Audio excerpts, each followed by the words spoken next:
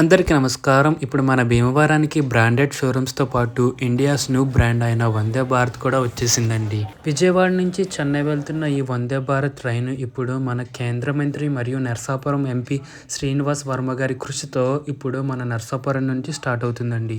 ఈ ట్రైన్ మంగళవారం తప్ప వారంలో మిగిలిన అన్ని రోజులు ఉంటుందండి. నరసాపురంలో మధ్యాహ్నం 2:50 బయలుదేరి భీమవరానికి 3:18 చేరుకుంటుంది. తర్వాత గుడివాడలో కూడా ఆగి విజయవాడ చేరుకుని యథావిధిగా చెన్నై 11:45 చేరుకుంటుంది. ఈ ట్రైన్ అయితే నెల్లూరు, ఒంగోలు, తిరుపతి, చెన్నై వెళ్ళే వాళ్ళకైతే బాగా ఉపయోగపడుతుందండి.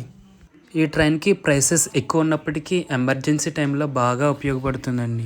తిరిగి చెన్నై నుండి ఉదయం 5:30 బయలుదేరి మధ్యాహ్నం 2:10 నరసాపురం రీచ్ అవుతుంది.